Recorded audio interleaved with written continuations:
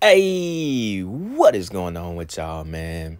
It is Black Balloon, and I'm coming back with another video, so y'all already know what's going on.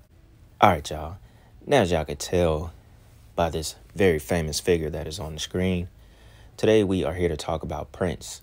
Now, before we get into the video, I did a video on Prince about 3 years ago. You know, this was one of my first videos when I started editing once again. And a lot of y'all probably saw that video because it still gets comments every now and then, but it is a very glitched out video. For some reason, when I uploaded it, that was back when YouTube was messing with my channel a lot, the video completely glitched. Like, you can't even watch the video. You almost need like a seizure warning because it's so glitchy. It's flashing, it's turning green. I don't know what happened to the video. Maybe when it rendered, I don't know. Something happened to it and it's completely unwatchable, right? Now, a lot of people wanted me to redo the video, but I'm not just gonna redo it completely the way I did last time because, as y'all know, I can't really edit videos that way anymore because of YouTube new guidelines. So in this video, I do have a clip or two that I wanna show and talk about some things I didn't talk about in that video. One of the clips come from Dick Gregory. As y'all do know, he was very outspoken about Prince and his death. And he mentioned something that I didn't cover in the first video that I want to talk about in this one. I guess we could call this like an updated video on Prince, right? Then, of course, I have this article that I want to read that is going to kind of confirm the story that Dick Gregory is talking about. And it gives us the official narrative of how they say Prince died. So, yeah, y'all, I'm not going to keep this intro going too long. We can jump into the first clip of this video. So with that being said, y'all, check this out. Queen turned 90. The Queen just turned 90. That was a big celebration. And coincidentally, it was the same day that Prince passed away. And it was the same day she was here in Washington, D.C. Front page of the Washington Post.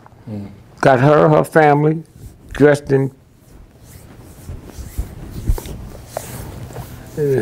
pink. Purple.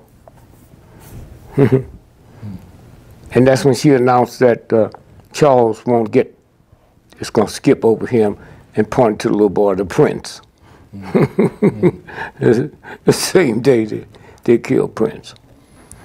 They killed Prince on the plane. And that plane is owned by Warren Buffett.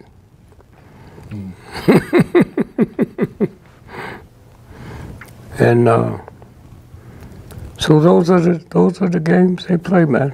Well, let's talk about Prince because you knew Prince, right? No, he knew me. Okay. He talked about me because of I don't hang out with entertainers. Okay. But there's no way that now that they come out till he died from AIDS.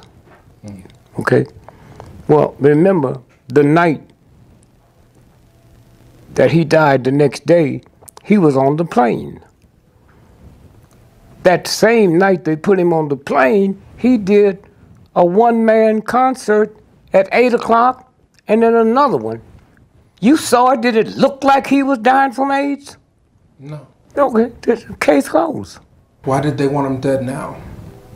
See, you ask me shit that I don't qualify to answer. Okay. Why did they want him dead now? Huh?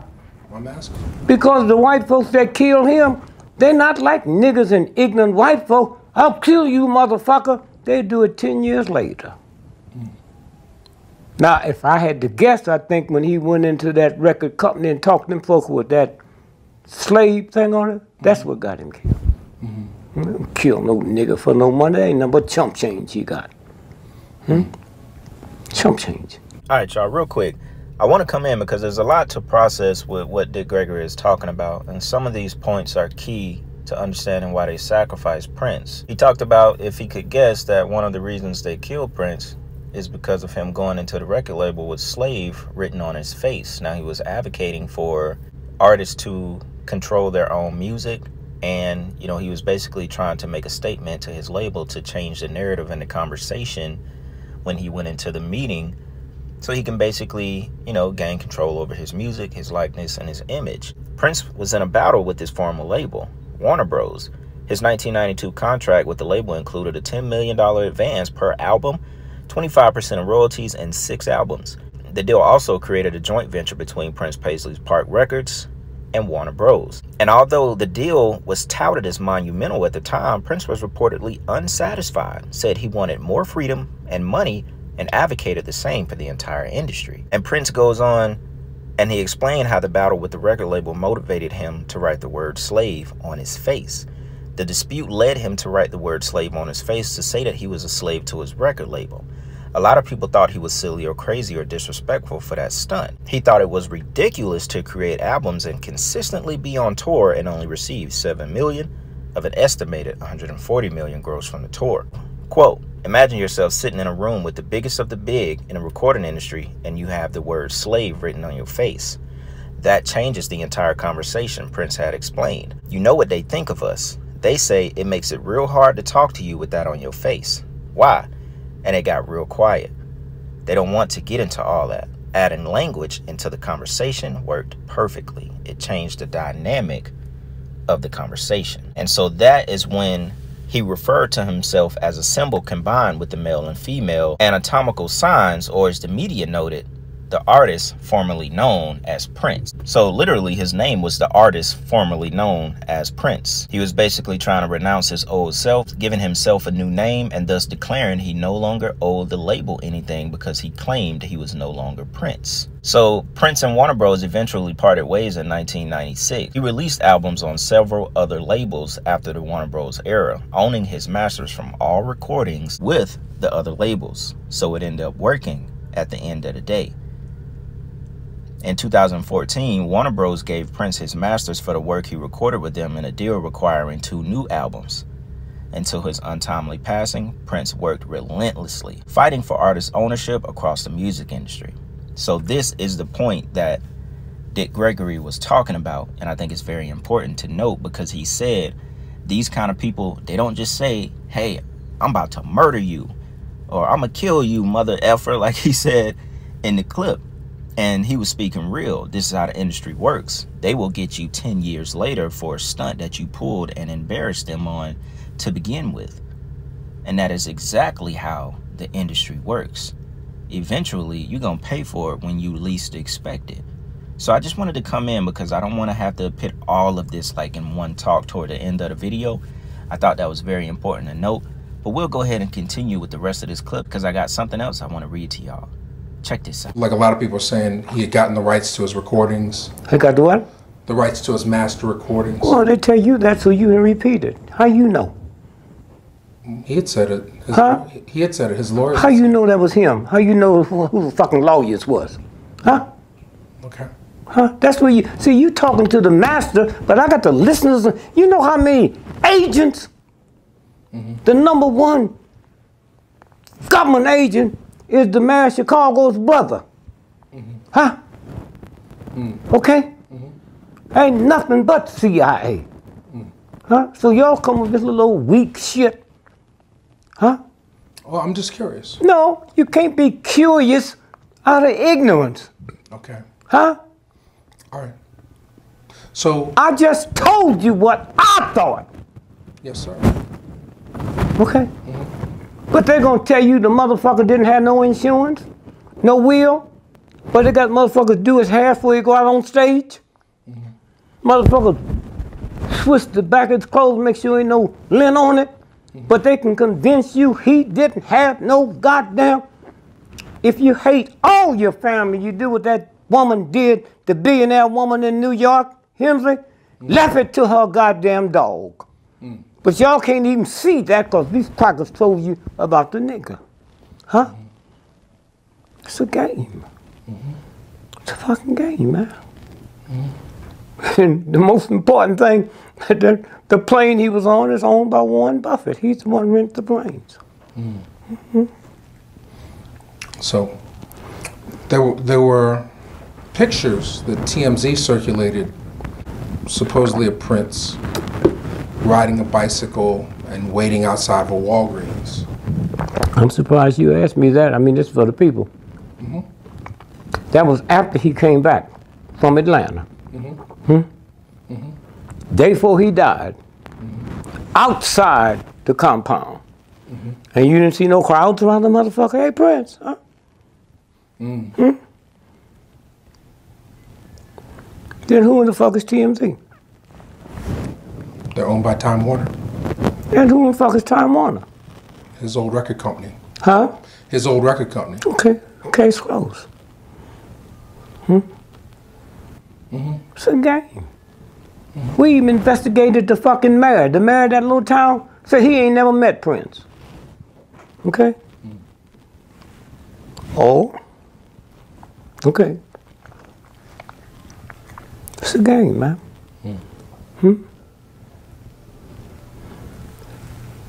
So, I mean, the last thing on that, I know Tavis Smiley, after Prince passed, Tavis Smiley said that he introduced you to Prince and that you had talked. He introduced him to a show I did. I've never met Prince. Okay. I don't hang out with entertainers, no athletes. Okay. So he saw when you did the State of the Black Union address and talked about the chemtrails. You turned him on to something. So. I don't have to, truth don't have to be validated by ignorance. I don't have to be validated, especially by an entertainer. All right, y'all. So they ended that clip and they were talking about the Tavis Smiley show and how Prince went on the show and he explained what he learned from Dick Gregory in his Black State of the Union, where he was talking about chemtrails. Now, a lot of people, when they first heard Prince talk about it, they were like, oh yeah, that's what got him killed.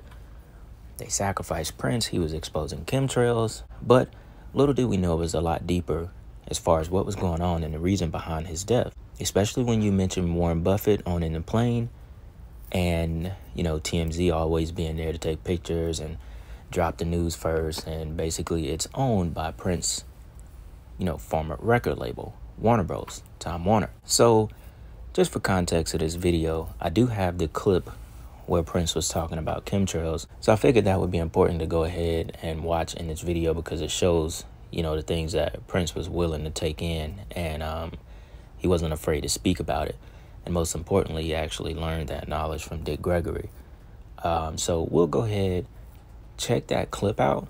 Then I'm going to come back and talk about, you know, what led up to Prince's death and, you know, the theory of him being at Walgreens and what Dick Gregory spoke about, especially with the plane and, you know, how just a week before he basically almost died. We'll go ahead and get into that to end this video off.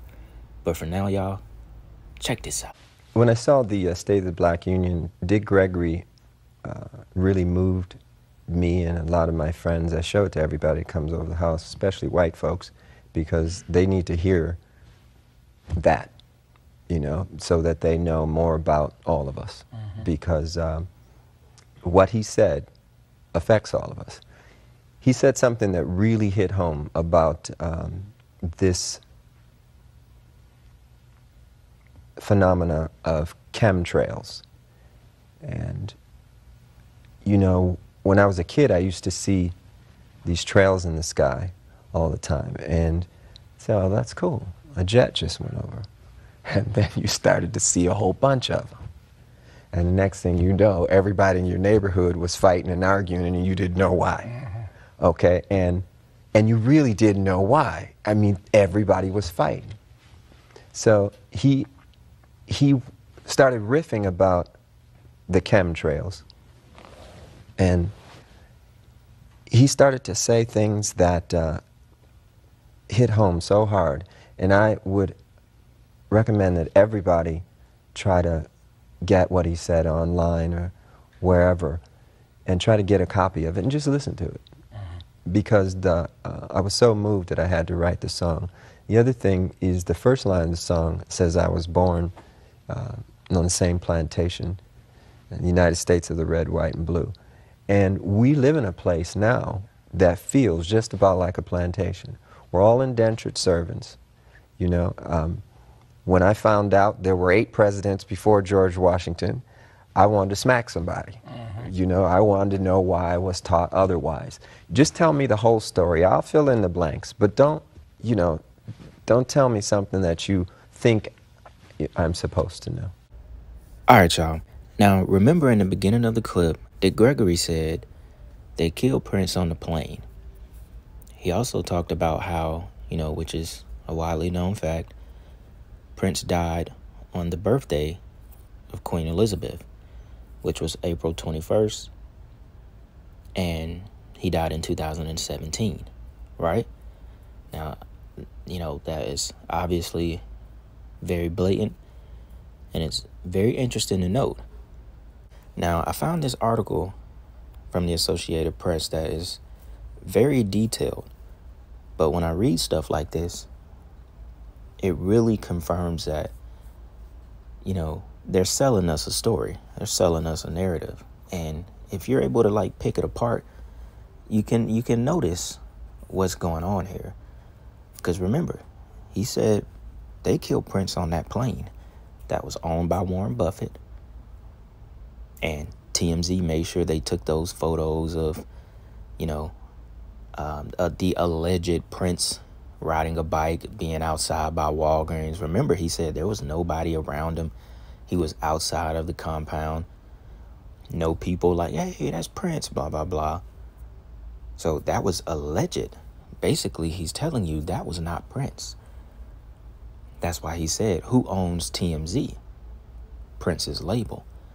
Then he said, case closed. It's a game. He's telling you that was not Prince. That was just someone made up to look like him to continue to sell you the narrative that he overdosed off fentanyl. Now, that is very interesting. That's why I said it goes a lot deeper than what people think. Because me, myself, I believe he died on that plane as well. They can tell you whatever they want to tell you. And this is pretty interesting. So, Prince was 57 when he was found alone and unresponsive in an elevator. Note, in an elevator at his Paisley Park studio compound in suburban Minneapolis on April 21st, 2016. Sorry about what I said earlier. He died in 2016, not 17. An autopsy found he died of an accidental overdose of fentanyl, a synthetic opioid 50 times more powerful than heroin. Authorities say it is likely Prince didn't know he was taking a dangerous drug, which was laced in counterfeit pills made to look like a generic version of the painkiller Vicodin. Source of those pills is unknown, and no one has been charged in Prince's death. Remember, this was around the time that a lot of these celebs and people, you know, allegedly started dying of overdoses of fentanyl, which was another agenda. So, it says, authorities say Dr. Michael Todd Schellenberg admitted that he prescribed another drug, oxycodone, under Johnson's name to protect Prince's privacy. Schellenberg disputes that, but paid $30,000 to settle allegations that the drug was prescribed illegally. Now, this is all the game in order to sell you this story that Prince died of an overdose. And, you know, it could have been an overdose on that plane, but he wasn't addicted. He was injected, that's my opinion. So it says Johnson and Hill were on Prince's plane when he overdosed on the way back from an April 14, 2016 concert in Atlanta. Hill said that Prince told her he was depressed, enjoyed sleeping more than usual, and was incredibly bored. He told her after his show that he thought he was going to fall asleep on the stage. The plane made an emergency landing in Moline, Illinois, and after Johnson carried Prince from the plane, like you would carry a little kid or a baby, paramedics had to use 2 doses of a medicine that reverses the effects of an opioid overdose. When Prince took a large gas of air and woke up, he looked at Johnson without saying anything, and Johnson told paramedics, Prince feels fine. At the hospital, Prince refused medical tests. He said that he had just mixed 2 pills, that he was a good judge of his body, and he wouldn't do it again. Also says there are pictures of pills that were found in various bottles in several different rooms. Authorities have said many of those pills were not in their proper containers and many were counterfeit. This is classic on how they create these scenes in order for you to believe someone died from an overdose. The documents include interviews from Schellenberg and Prince's inner circle, including Johnson, who told investigators he had noticed Prince looking a little frail.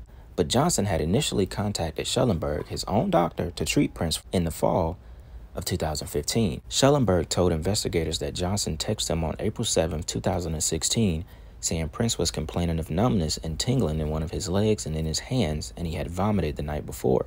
Now, it's very odd that April 7th, he texted the doctor, said that Prince was complaining of numbness. April 14th was an overdose. Then April 21st was the final overdose. Y'all see where we're going here? This all happened in a span 7 days. 7 days. April 7th was the first complaint of numbness. April 14th, he overdosed. April 21st, he supposedly overdosed again and actually died this time. Then it goes on to say, Schellenberg last treated Prince the night before he died, conducting a urinalysis that tested positive for opioids.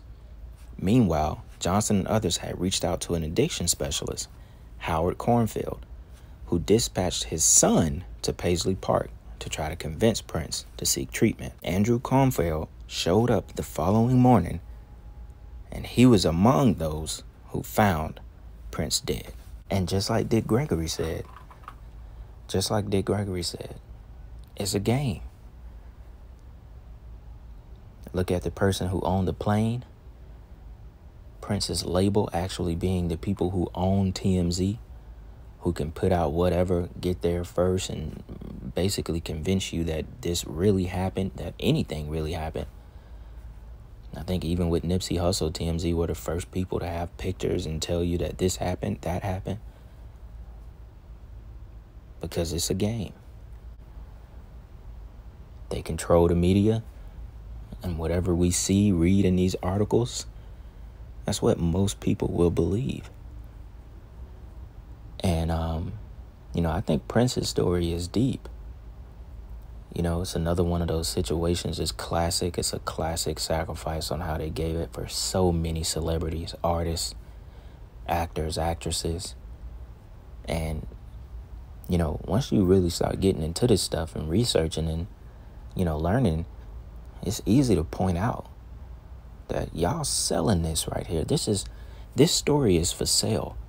Why you think he signed another deal with Warner Bros. 2 years before he died for 2 more albums? They gave him the rights, and then he signed a deal for 2 more albums because they knew he was finna die in 2 years. They wanted to make a little bit more music from him. Once again, slave. That's why they inked that deal 2 years before he died. They knew what they was doing. And it goes right back to what he said, Dick Gregory. They're not killing you right then and there. They're going to plot this out. Get you about 10, 15 years later. Set you up perfect. Crazy, y'all. It's a deep story. Hey, man, it's Sunday. Hope y'all enjoyed that video.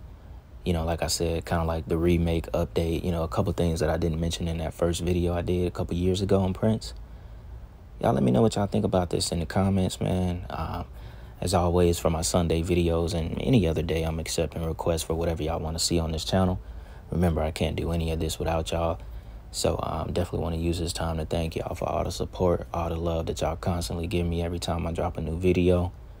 It never goes unnoticed. I'm the most thankful for having y'all on my channel, man. It's a dope community to be a part of.